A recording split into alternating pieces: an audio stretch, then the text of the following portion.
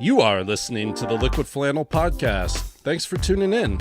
I'm Chuck Williams, and joining me back in Nebraska again is Brendan Williams. Brendan, welcome back. Whew. I'm back. I've been cleaning up tree branches and roof shingles out of my yard for the past week, but I'm back and ready to go. Yeah, man. Well, you know, that's what happens. Mother Nature misses you and decides to start messing with your stuff. It's like a cat, you know, like, yeah. you go away for a little bit and it just gets antsy and starts to mess up your toilet paper and shreds all your furniture. And as per usual, joining us in Arlington, Texas is the great Matthew Hodges. Matt, how's it going, man? Hey guys, it's great to be here. I just want to say that I'm going to dedicate my portion of the Patreon this week to the Johnny Depp Rehabilitation Fund. Because here's the thing, because like Kathy Griffin, Johnny Depp is not only a paragon of a human being, but also absolutely speaks for liberals and the left.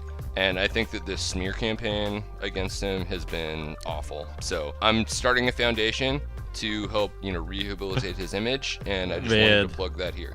He really needs the money too. Okay. Yeah, definitely. And joining us, a repeat guest again, is Peter Coffin. Peter, how you doing? I'm great. I actually just started a foundation to rehabilitate the image of Charles Manson. Oh, man. Son. Oh, man, that would be a great slogan. Oh, man. Son. It's funny you should say that. I was here specifically to solicit new slogans. Okay, well, we'll have to work on that. Hit me up on Twitter.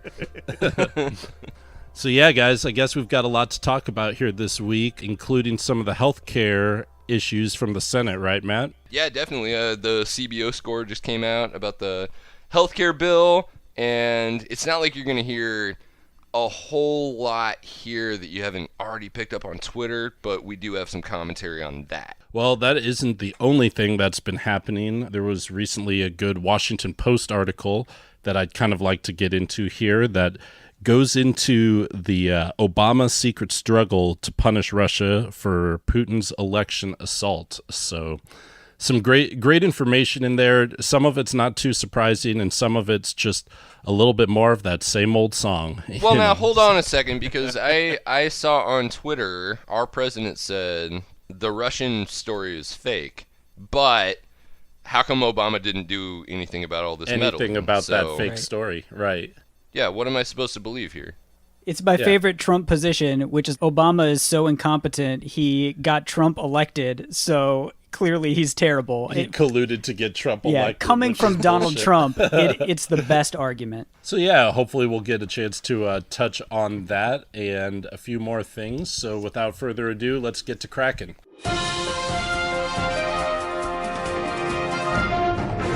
The Senate health care bill gives the wealthiest Americans a $250,000 tax cut. The bill reduces tax revenue by $700 billion over the next 10 years. And most of the benefit goes to the top 1% of households. The savings are even higher for the top 0.1%. It's why Republicans have been criticized for shifting money from the poor to the rich. This to us is something that we're not going to give up on, because we're not going to give up on destroying the healthcare system for the American people. It's an unbelievably complex subject. Nobody knew that healthcare could be so complicated. If you've been following the healthcare saga, they were like, we're throwing the House bill away and we're starting from scratch. We're going to build it from the bottom up to make it way better. And they literally did absolutely not that at all. It's almost identical. Didn't even include until today the really awful draconian penalty for people who have their insurance lapse that was part of the House healthcare bill that actually was kind of a stab at making sure that health insurance in this country is ever solvent. Yeah. The individual mandate of Obamacare was not super popular, but it was the only way to make sure that people who had pre-existing conditions were covered, because otherwise people could just jump on insurance when they developed cancer or got in a car accident or something like that. So The Obamacare said everyone's got to have health insurance all the time or you pay a tax penalty. The House bill said you don't have to have insurance, but when you jump on insurance after your car accident, they can charge you like 3,000% of what everyone else is paying. And the Senate bill was like, we're not going to drop pre-existing conditions, but we're not going to have any kind of mandate either. So then the insurance companies freak out. And, well, this is completely unsustainable. And so now, thank God they've added in this terrible, inhumane penalty. Yeah, which what it is if you don't have insurance for like 60 days, so if I got fired tomorrow and then was like, oh, I don't have any money, I can't afford health insurance, and then I needed to go get health insurance after that 60 days, they just say, no, you don't get health insurance at all for 6 months. Right. Which is crazy. The thing about the House one, too, is that you could get insurance right away, but you'd pay a surcharge on it for a year.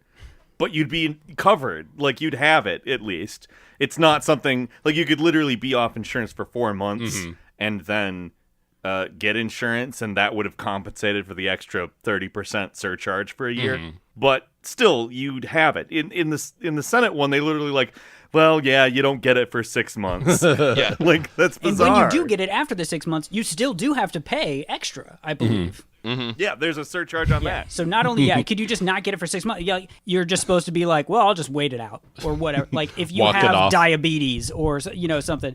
Because we all know that a system is so much cheaper when you could go get something treated, but you decide to just wait for 6 months. Serious, I mean, that's how your health improves and gets cheaper by just waiting it out. It's a completely nonsensical, like non-incentive, because if you're going to be penalized by having to wait anyway, you might as well just say screw it. Like, there's literally no incentive because you can just say, well, I'm not going to get it anyway. Like, if you for any reason can't maintain coverage for 60 days, you might as well just wait as long as you can because you're going to be penalized anyway. Well, the thing is, though, I mean, the thing that we all have to remember, though, as Senator John Cornyn from Texas tweeted today, 28 million uninsured under Obamacare, you guys. That's a big number. 28 million people uninsured under Obamacare. Now, he's also one of the people who's promoting a health insurance plan that would uninsure many more people. See, there's a big problem with what you're proposing here, and that's that we do math. It's challenging. Right. I mean, all of us got liberal arts degrees, so... I'll start calling you Math Hodges. I only do that fuzzy math. I have to respect Cornyn for going out there with some actual facts because so many other conservative Republicans have decided to just completely throw facts out the window and say, like, oh, yeah. What, this bill cuts $800 billion from Medicaid? Like, no, it doesn't. It doesn't cut any money from Medicaid, and it covers everybody, and it's going to be cheaper. Yep. Like, yay. And more freedom. True. Monorail. Monorail. Infused with freedom. Just the blatant lies are so outrageous. And then you've at the same time got people saying things like, this insurance plan will literally cause hospitals and nursing homes to close and throw sick people out on the streets in the gutter to die. Right, and particularly in rural and low-income areas, which are bastions of Trump support. Right. Exactly. Rural hospitals are going to be some of the hardest impacted by these cuts because they take a lot of Medicare patients because in the rural areas, they have a lot of people with low, incomes.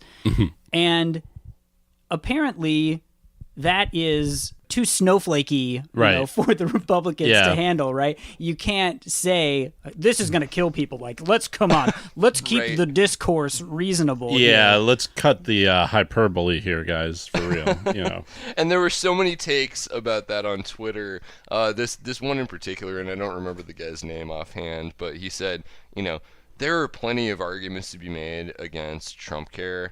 It's going to kill a bunch of people isn't a rational argument. I'm open to other ones. The thing is, this bill is going to be so bad that the ramifications of the bill are a thing that we can't introduce into civil discourse. Yeah. I mean, I didn't know that was a legitimate line of argumentation. I mean, if liberals had known, this whole pro-life versus pro-choice thing would have been over long ago, because Right. next time they just start screaming like Hillary Clinton's a baby strangler or whatever, you just be like, whoa, hey guys, like, let's keep it on the civil level here. You Right.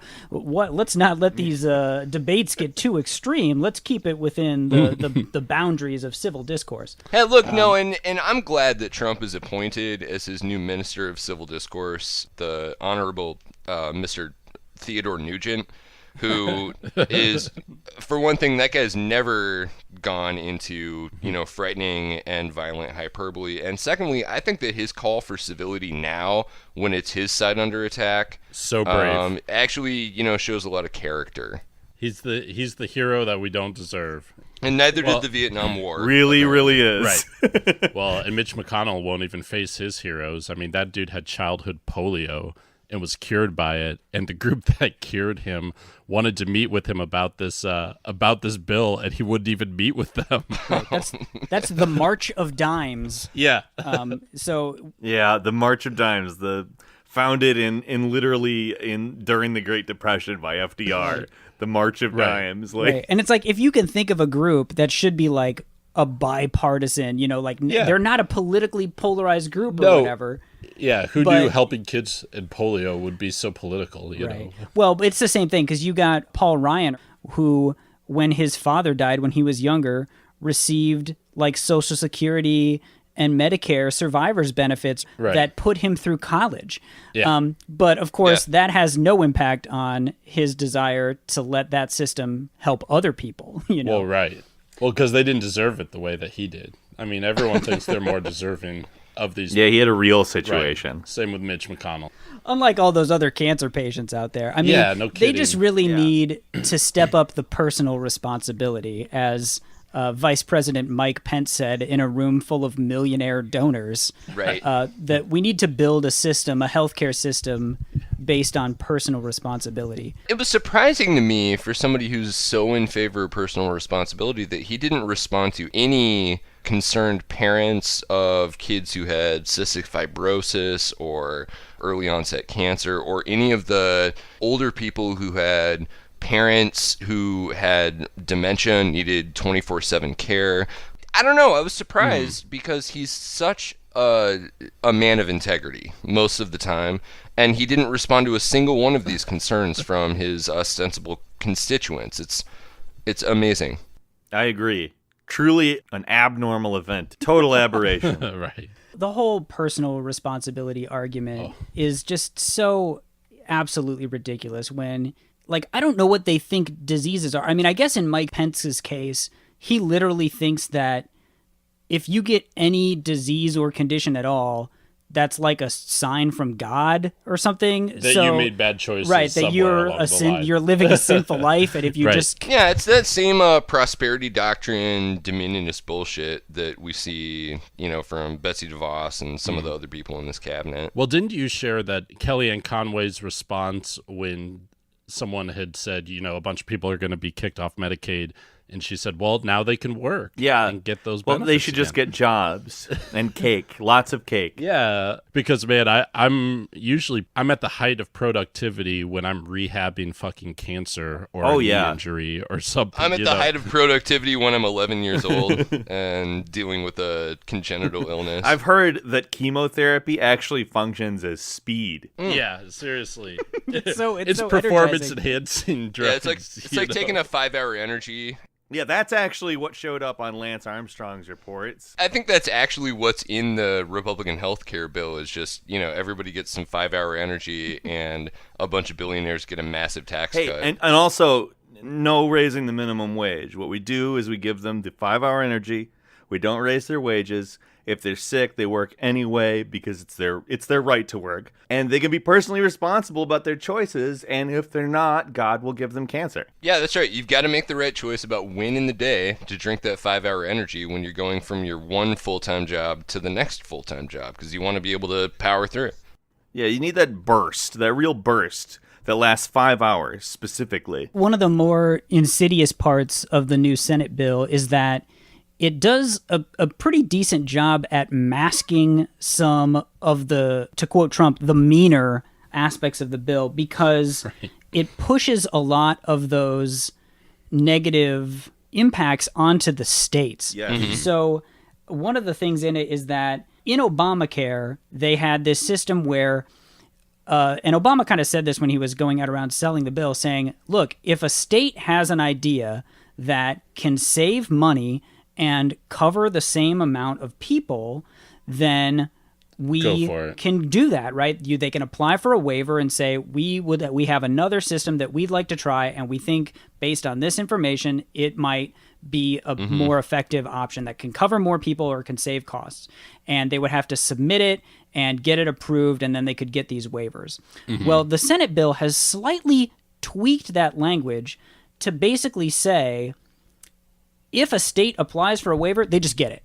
Right? Obamacare had this whole system where they'd have to apply, they'd have to supply information, and they'd have to get it approved through the Department of Health and Human Services. Yeah, it had very specific requirements regarding basic minimum standards of care, certain services provided, and there is a requirement on the new version of it, but it's literally that it just doesn't add anything to the federal budget. That's it. Right.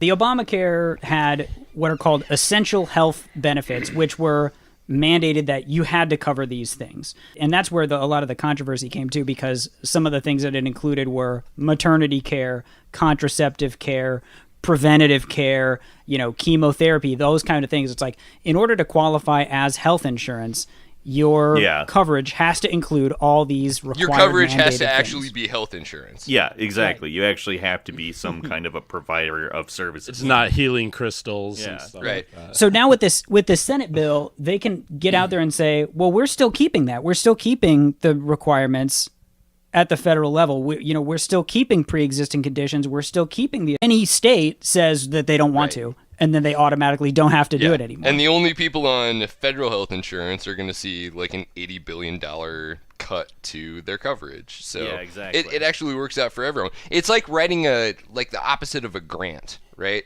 When you're writing a federal grant to do like a stream restoration project or a research project into kids with special educational needs or something like that, you have to justify all of your costs. You have to make sure that it's actually based in some information that this would probably be good somewhere down the line. You make this economic argument, and basically what they're talking about now is the opposite of that, where you say, we actually don't know how much it's going to cost, and we don't give a fuck if it has anything to do with better health outcomes, but we want to be waived out of the system, and they're just going to let you go at that point.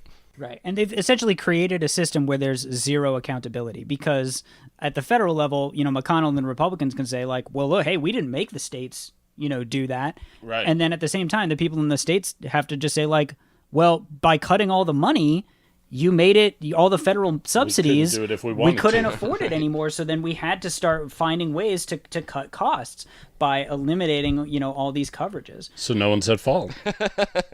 Well, poor people are at fault. That's the other thing, because they kept a lot of the language that was cut by the AHCA and regarding the tax subsidies, but then they cut all of the taxes that funded those subsidies out of it.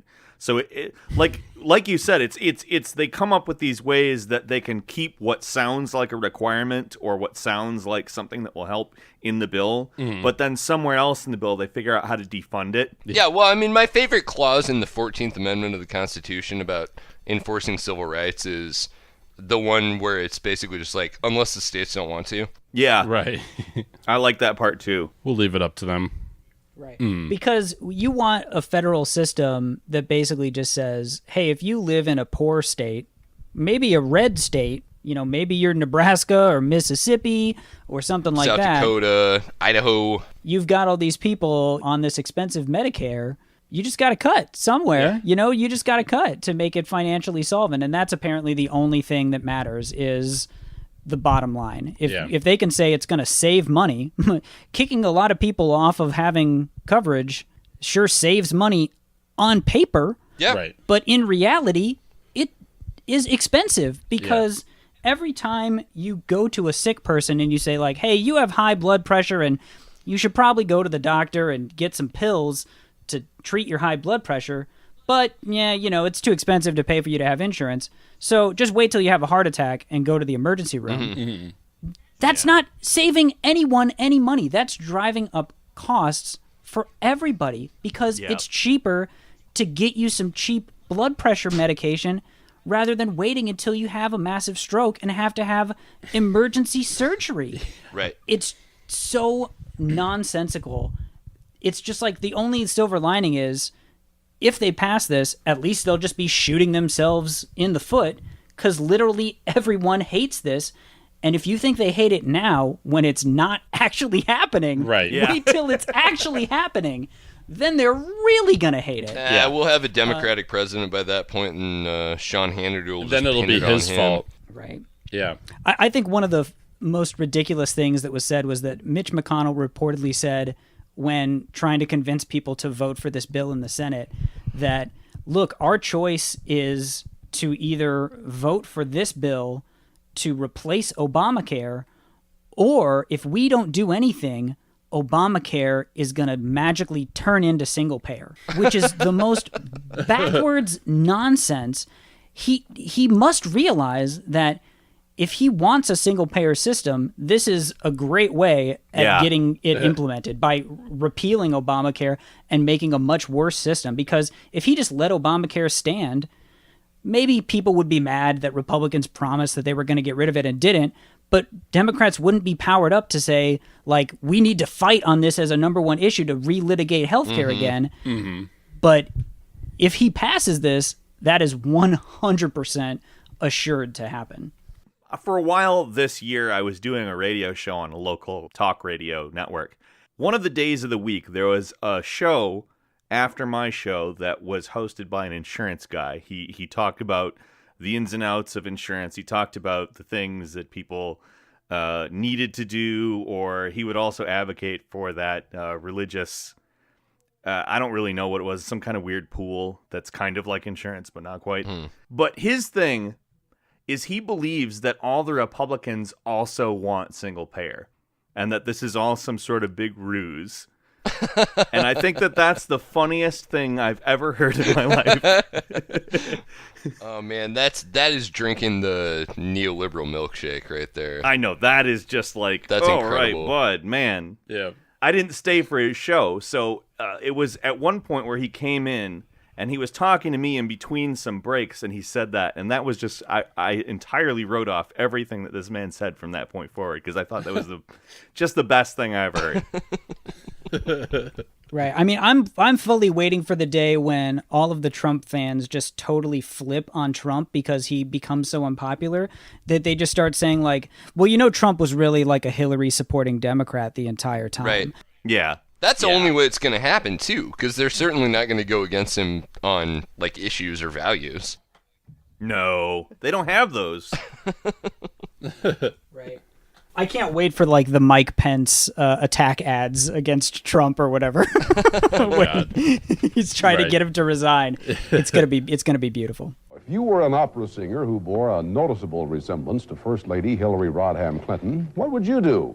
Well, you could do what this woman does, travel around the country singing about health care reform. Healthcare, you will find it. Don't be blind. It's all around you, everywhere. All right, so before we take a break from our healthcare discussion, maybe come back for a high note, I just want to say, Peter, you expressed that you wanted to make money from your work, which I believe makes you a bad leftist. Yeah, it does. Okay. What? It makes me into a hypocrite. I'm actually working on a documentary on that subject. Like, they like to say things about how if you have critical thoughts about capitalism, you shouldn't have an iPhone and stuff like that. Like, you shouldn't make any money off of Patreon if you think that socialism or social programs are a good idea.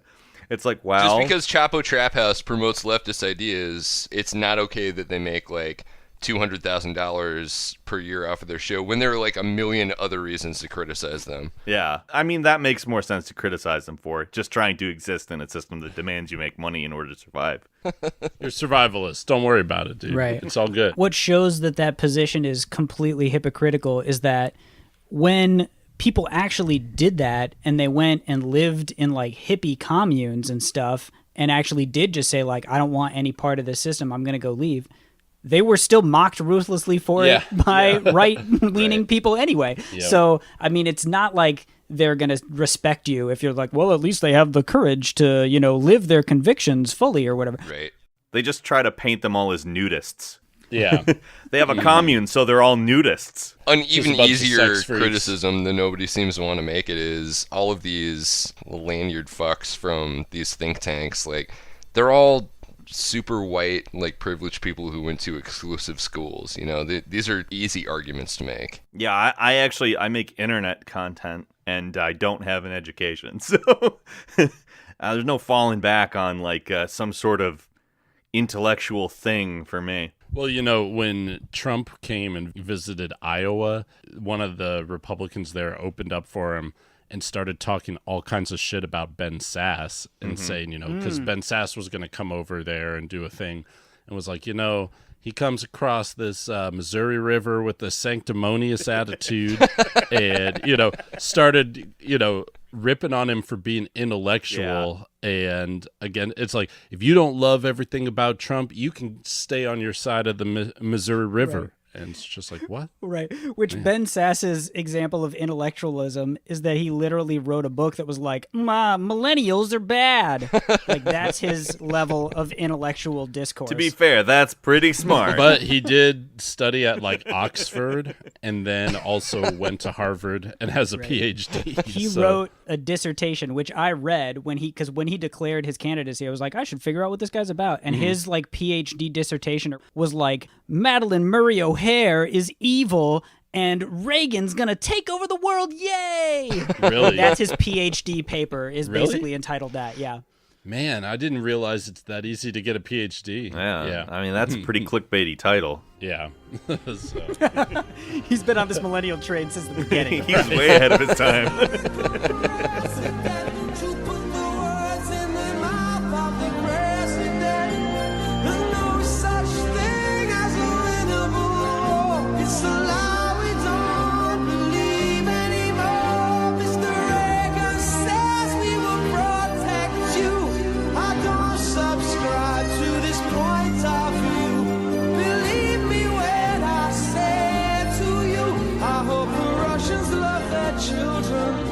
Yeah, so did we want to go around the table? And I mean, it seems like there was so much else to discuss this week. Well, I think we need to hit this Obama-Russia article because it's funny because this article came out several days ago, a pretty explosive article detailing how the Obama administration botched the response to Russia election meddling and hacking. Right.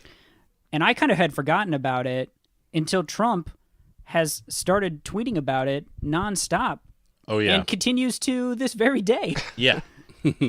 He's obsessed with it. I think he's just a couple days behind on the news, which is actually a positive sign. Yeah, he's finally overwhelmed. Well, but he's been tweeting about this for several days. But isn't that the most amazing thing, though? Because, I mean, the story coming out of the administration for the past 6 months has been there was no Russian meddling. And now it seems like the president himself is saying there was Russian meddling. Why didn't Obama do anything about it? And he disregard knew about literally anything else I've ever said on this topic. It's outrageous that he was so brazenly meddling and Obama just dropped the ball.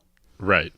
And the thing is that Obama did drop the ball in a couple aspects, but in a couple other aspects, blame can be shared by, a whole bunch of different people.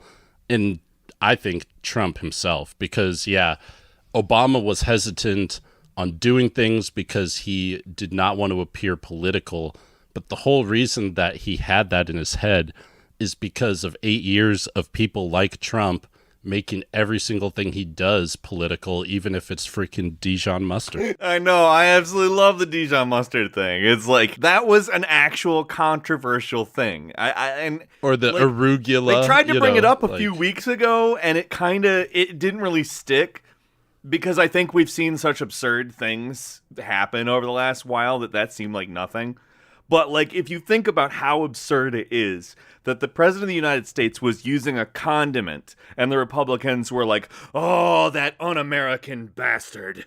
Dijon, that's not an American word. Whereas Donald Trump literally eats his steaks well done with ketchup, but that was no more of a, like, look at what a low-rent dude this... Like, it wasn't a scandal. Right. It was just like... This is exactly what I would expect. They tried to 4D chess the ketchup on the steak. Did you see that? They were like, well, to be fair, he runs a lot of these restaurants. And what's the hardest thing to do? Make a well-done steak that tastes good with ketchup on it. Making a well-done steak is literally the easiest thing to do. I know, you just char a steak.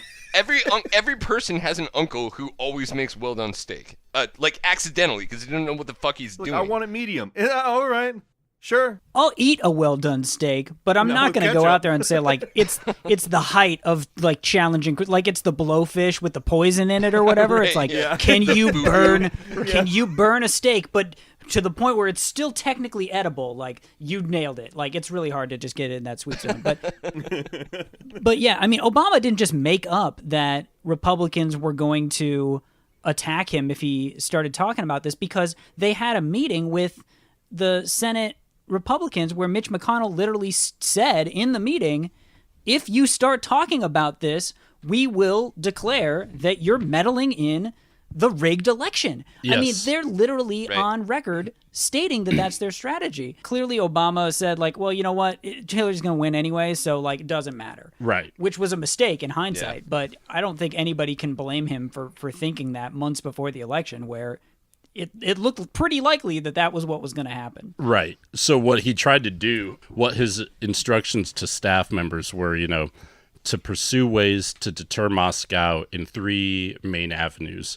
1, get high confidence assessments from the U.S. intelligence agencies on Russia's role and intent, shore up any vulnerabilities in state-run election systems, and seek bipartisan support from congressional leaders for a statement condemning Moscow and urging states to accept federal help. Can you believe this? And he received, obstacles at every turn on all 3 of those things. Okay, Peter, you wanna tag team this? I'll take the first one. Chuck, what was number 1? So number 1 was get a high confidence assessment from U.S. intelligence agencies on Russia's role and intent. This is the Democratic approach.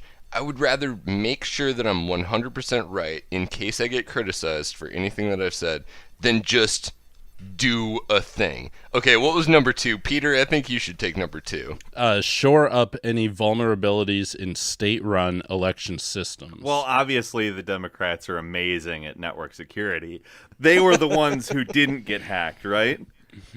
Right. The Democrats?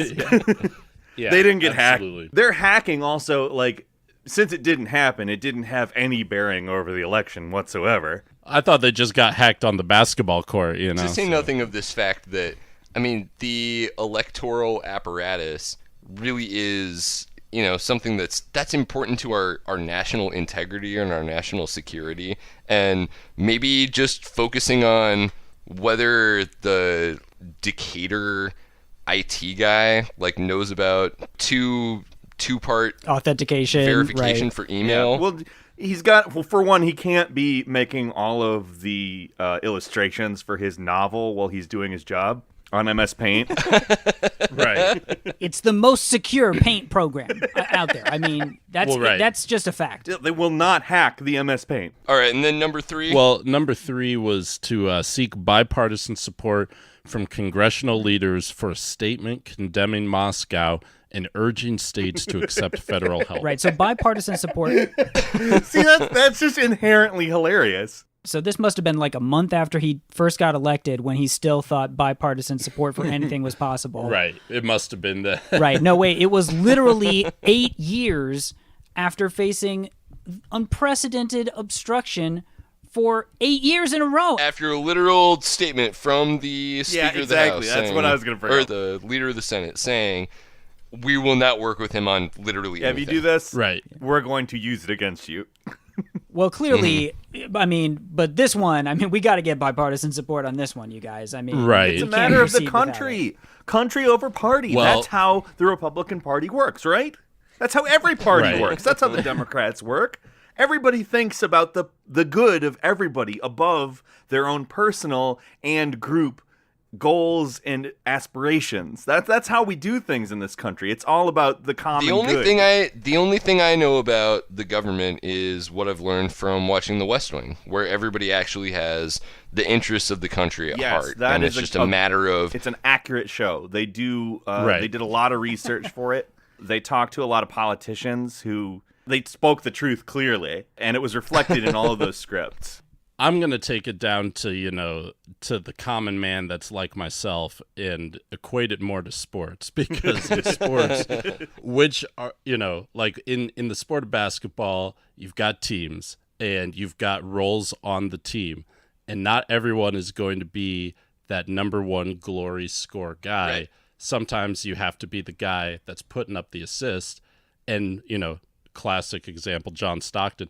Obama's trying to be like John Stockton and throw up the assist. He goes even further, like the agencies, the FBI, CIA, NSA, they all finally gained consensus in September.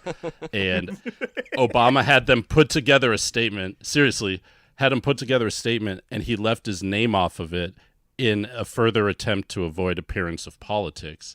This dude's literally throwing up assists to people that aren't even there and stuff. Yeah, I mean, Man. but and it's not a bad. I mean, I don't fault him for trying to put up the assist or trying to do something in an apolitical way. But honestly, I mean, that this is the resistance you're going to get, And you know So, that I don't Obama know. knows the situation. He's not a stupid man. No. Right. And everything was so deliberate. Even the statement that they came out with, it didn't even have Putin's name in it. They said, the U.S. intelligence community is confident that the Russian government directed recent compromises of emails from U.S. persons and institutions, including U.S. political organizations. We believe, based on the scope and sensitivity of these efforts, that only Russia's senior-most officials could have authorized these activities. So Let's contrast that with Trump's statement, which was, "Dear Russia, please hack Hillary's emails." right. Right. So that was on October 7th, and they issued that statement at 3:30 p.m. to try to get maximum exposure. Does anyone here remember No. that statement? Okay, you know what happened 30 minutes after that? The Washington Post published a story about crude comments Trump had made about women that were captured on Access Hollywood tape. Yeah, that that was was a big literally day. the day of the pussy grabbing saga. So you're telling me that the Washington Post released the tape in coordination with the Trump campaign? It is 9-dimensional chess. Well, it's all making sense. Hold on Never now. mind. It just says Brendan, the Post. It I'm says going the to ask Post. you to now peel off your mask and reveal that you Right. are, in fact, Louise Mensch. Oh, jeez. It's Right. all, you guys just look at the timelines. It all matches up. Bernie and the Democrats were in league with Trump to get Trump elected by the Russians so that Donald Trump could just destroy the government and the glorious socialist Russia would rise again in Comrade Sanders. Yeah, it makes And- perfect sense, actually, because Russia, as we all know, is a perfect socialist utopia. And Yeah. there's Right. clear evidence that basically anybody who hasn't yelled at Louise Mensch on Twitter for some reason is a Russian agent. So, yeah. Well, Obviously. and then a half hour after the Access Hollywood tape drops, WikiLeaks published its first batch of emails stolen from Clinton campaign chairman John Podesta. So it's like it was literally It was really overshadowed. shooting it completely. And you know what else So- happened? They made some pretty stupid mistakes in doing it so tepidly in that way. I think that undermines your actual confidence in people who are listening to you. Like, let's say that was the only thing that happened in the news that day. That was it. There was no pussy grabbing. There was no WikiLeaks. Right. It was just that. I still think that it would have had like I don't know, that doesn't really seem like something that's real. They're not, because they're not saying anything concrete. Right. They're not. It's stuff that they could walk back on if it turned out to go a different way. And I think that ultimately undermines the whole thing. Right. Sure. And the way that it would play on the TV news is that they would read this Obama statement. They would have some newsreader read it in a monotone voice, and then they would say, like, let's see what President Trump says, and then they would play a 15-minute Trump rant, where he's just saying Obama's interfering in the election. Exactly. Right, This is rigged. This should be illegal. He should be in jail, all this stuff. And so who would even remember what Obama said, after that happened? I mean, I do kind of feel for Obama in this situation because he really was in a no-win situation. That I mean, what's he supposed to do? Just say like, "Oh, we're at war with Russia now," or like, how far cyber war. is he really going to take it? When it's not going to have any effect anyway. I mean, is there anything that Obama could have done that would have been strong enough not to actually like aggravate global tensions, but to cause Russia to say like, "Oh, you know what? Never mind. Sorry." Like that's just there's not a thing that exists that could be done. Well, and the other thing is, like, do you flat out just undermine people's confidence in the electoral system as well? Like, that's like the other big thing. If they did say, just go on record, hey, so the Russians are really messing with this election, people would be like, well, what's the point? Like, it like you're really damned if you do, damned if you don't in any direction there. Right. There's no way you get out of that. Right. He could have just come out and said, like, you know what? Like, just don't vote. Like, never mind. Like, that's literally what his statement would have been interpreted as. That would have, well, maybe, I think that would have been pretty bad on account. That would have given Trump the mandate he was claiming to already have, anyhow. Yeah. Well, what they decided to do was give them a series of warnings. I mean, not quite like the Hillary Clinton cut it out warning to Wall Street or anything, but strong, really tough warnings that people heed. They gave one on October 4th from John Brennan, the head of the CIA, to the director of Russia's powerful security service. Then Obama gave one directly to Putin with just interpreters at some like gathering in China. But the craziest one was on October 31st, the administration delivered a final pre-election message via a secure channel to Moscow originally created to avert nuclear exchange. Like, oh my God. Yeah. The message. So you're telling me Obama set up a secret back channel?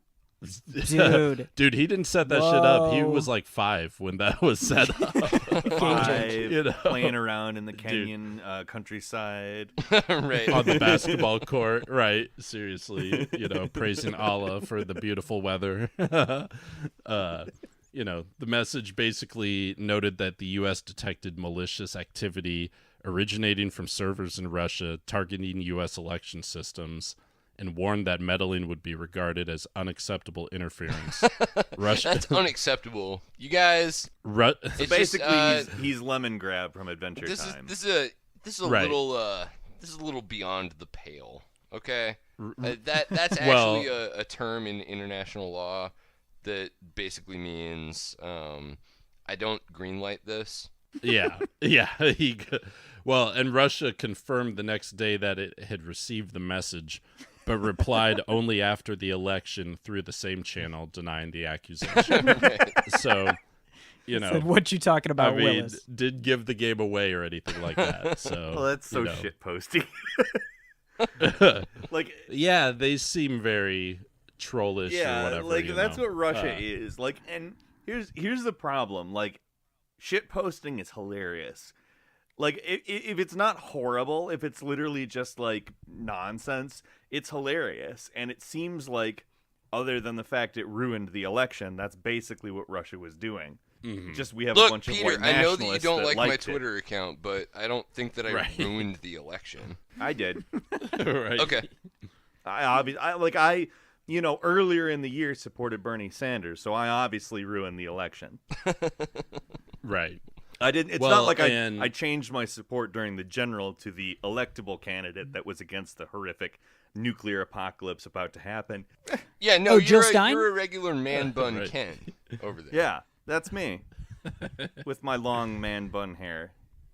Well, I think we can all take solace in the fact that now that Trump recognizes that this Russian, attempt at hacking and intrusion and meddling with the election took place, he's going to be taking, very serious, concrete steps to resolve the situation and make sure that it never happens again. Yeah, serious Well, concrete right. steps are totally his hallmark, and I hope that Literal the ones. completely effectual and not at all overloaded Jared Kushner actually heads this one up. Well, steps have already been taken to make sure that there's a response if this thing ever happens again, regardless of whether Trump wants it or doesn't want it. The punitive measures were pretty weak on this. They seized those Russian compounds in New York and Maryland, and they expelled 35 suspected spies. But they also had deployed a bunch of cyber implants in Russian infrastructure, cyber infrastructure that could be detonated at any time. I think you might be getting this confused with the plot of one of the Transformers movies at this point. Absolutely. So the implants were developed by the NSA and designed so that they could be triggered remotely as Wait a a part minute. of retaliatory cyber strike. Is this is the thing on movies where they're like, he's hacking us, and then their computer catches on fire or whatever? Yeah, My you get all the keyboard isn't glitching. connected anymore. You get all the glitching on the computer screen, and it's like, Right. what's happening? There's Yeah, a sensors little everywhere. like laughing Jolly Roger, skull Yeah, and crossbones exactly. pops up. Bap, bap, bap, bap, bap, bap, And then bap, the bap. aliens Well, are like, what's about to happen to us? And then they get blown up. Angelina Jolie Right. takes off her shirt. Yeah, it's great. Well, intelligence agencies don't even need further approval for Trump on this, and actually Trump would have to issue a countermanding order to stop it at this point. But the other thing is, at this point, why Russia wouldn't need to meddle any further because they've already won. Well, they got what they wanted. I think they might still have the PP tape in their back pockets. You never know. Right. Yes. The Yeah, most important so- thing out of all Well, of guys, this. and I think a good analogy here between the different teams on this is the perspective of one Ms. Joy Ann Reid, who yeah, I think that she sounds actually like really you're gonna broke say this something. down for us well. So I'm just going to read from her article. Hold on, Matt. if- This sounds Yep. like it might be a high note. Is that what you're trying to say right Yeah, now? this might be our high note actually, because Wow. I do want to read from this article. It was insightful actually, as somebody who was not at all popular ever, and so To this derives day. all of my How'd all you of end my up on judgments about how society works from John Hughes movies. Oh, okay. Yeah. So Joy writes, if politics were a high school movie, Republicans would be the jocks and mean girls, locking hapless freshmen inside their lockers and threatening to call in their rich parents if the teachers complain. Plus the broke kids who are always willing to strong-arm homework from them for the nerds. Republicans, the broke kids. Yes. Yeah, absolutely. That's That's what I've envisioned them as. I don't think that the poor kids who are the lackeys of the rich kids are. That's never been a trope, has it? Yeah. Has that ever Oh, happened? no. Okay. All right. Well, she goes on. Democrats would be the student council geeks, vainly pleading with the jocks to be fair and join student government. Yeah. And the new crop of purist progressives would be the emo girl who invariably throws her best friend under the bus for a chance at getting the evil cheerleaders to like her and the smarmiest guy on the football team to take her to prom. To fill out the analogy, she goes on, the independents would be the upperclassmen who smoke a lot of cigarettes and only occasionally go to class, and non-voters are the kids inside the lockers. I think that this is a pretty cogent description of what's been going on these days, especially the part where the Bernie bros are the ones who are the emo girl who want the Republicans to like them. See, that's that's counter to everything that the MTV hit show Daria taught me, you know, because I mean Daria would have never thrown Jane Morgendorffer or Jane under the bus for hanging out with the popular kids. That would have just never happened. No way. Well, And I think Daria was a complete ideological purist. I think I'm what's Daria more... 2020 at this point, Chuck. Thank you. Yeah. What's that? I said I'm Daria. I'm Daria 2020 at this point. Okay. I think What was that? Go Sorry. ahead. I think what's more important good. to think about is which political parties are Harry Potter houses from Hogwarts. Seriously. I think that would be a more or maybe, venture I say it, less productive discussion. I will find a way to equate the political climate to soccer.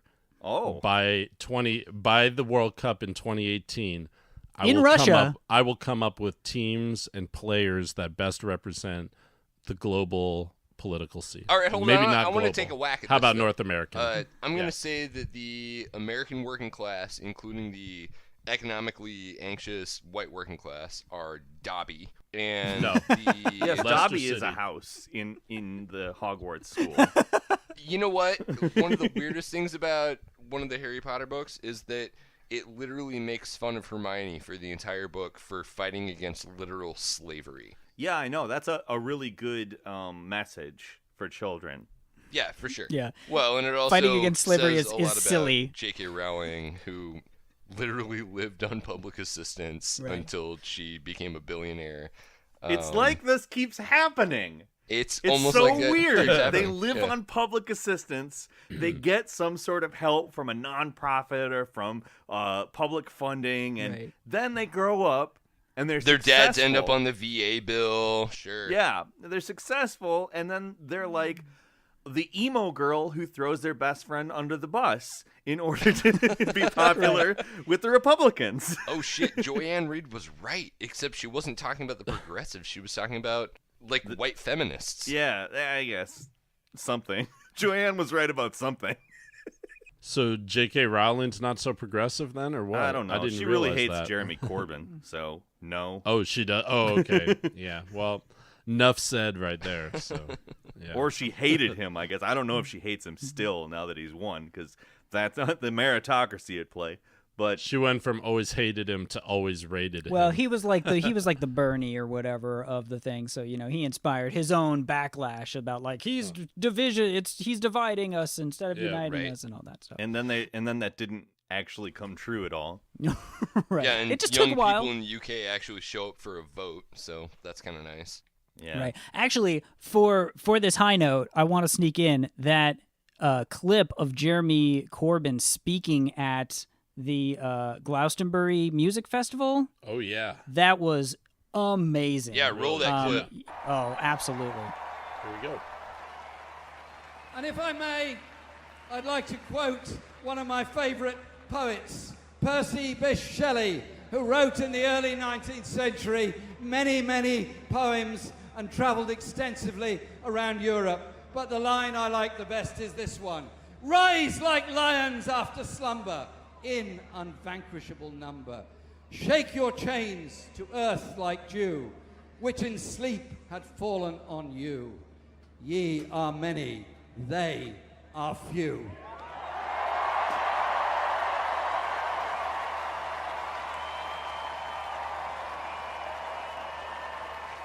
I quote Shelley because he inspired like so many others do. I'm proud to be at Glastonbury because it inspires so many to music festivals all over the country. Let us be together and recognize another world is possible if we come together to understand the power we've got, and achieve that decent, better society where everyone matters and those poverty-stricken people are enriched in their lives and the rest of us are made secure by their enrichment. Thank you very much, Glastonbury. Thank you for inviting me here today. I'm proud to be here. Thank you very much, Glastonbury.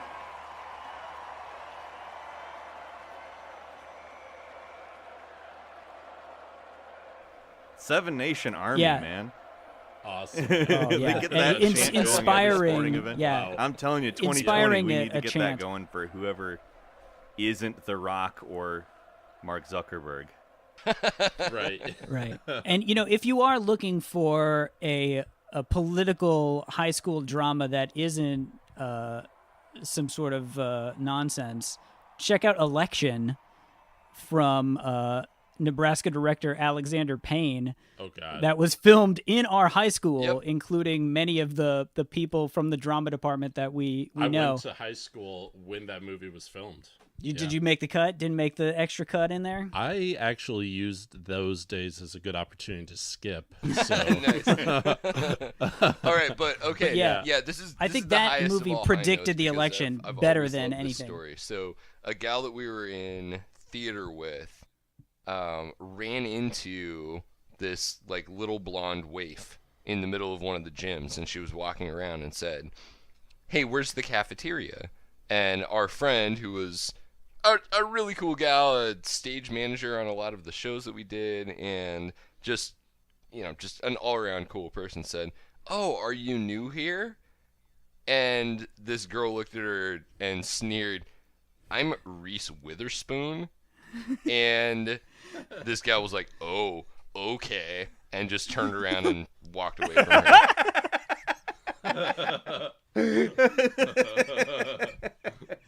Okay. Have fun, Reese. Yep. Right. Get a real Whatever. name and a map of the school. By the way, Reese, like your peanut butter cups. Right.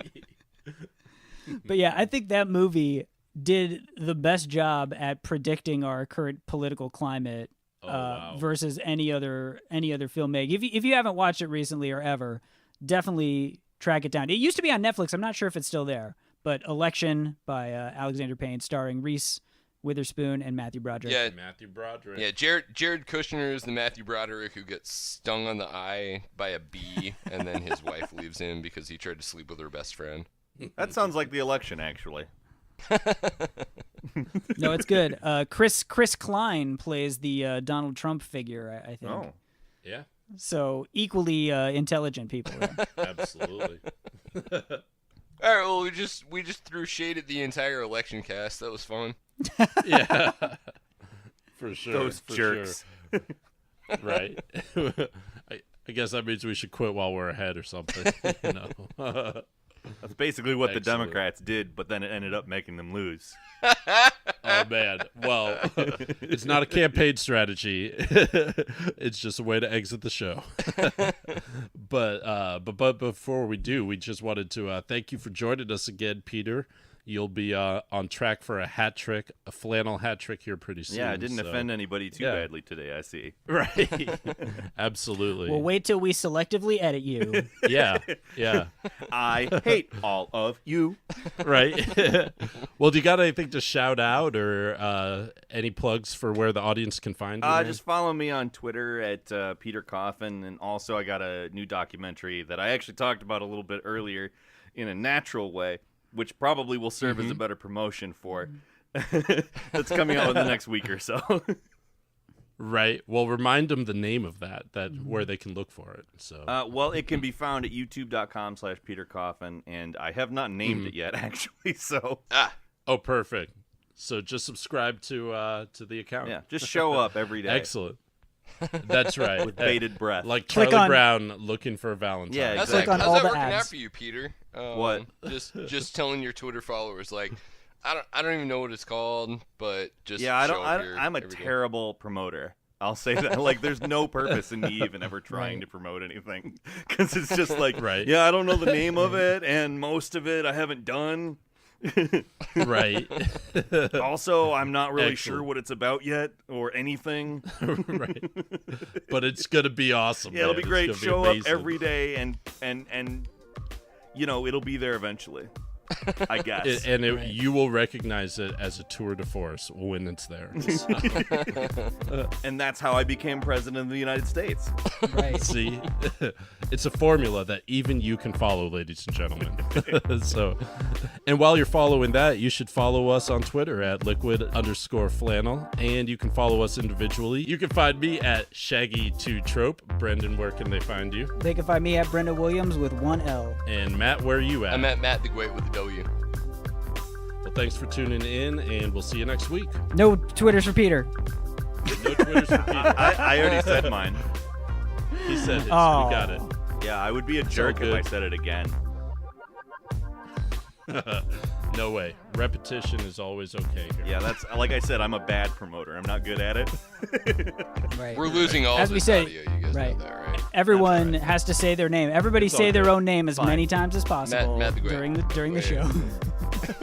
I don't remember my name. Dude, actually, What's my name again? the show is over, but I have to share this. So there, Are you guys there's still a- recording?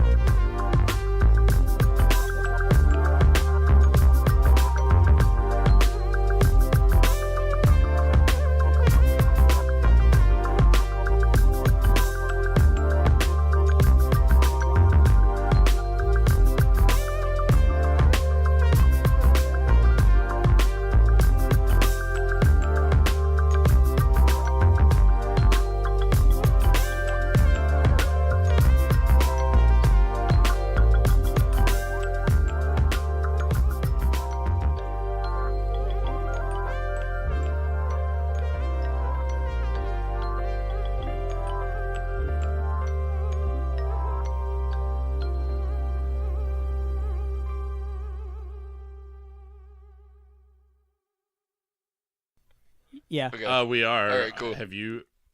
There's Well, a local. he's not, so. It doesn't matter. There's a local politician who's running named Megan Hunt, who was someone that Gallo knew and told me about. And she does like a local radio show sometimes on one of the talk radios here.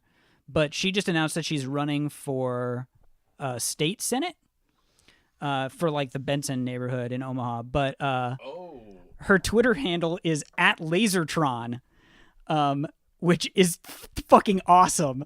And I really hope that she continues to be in politics with the Twitter handle @Lasertron. If I ever get into politics, I will keep Shaggy2Trope.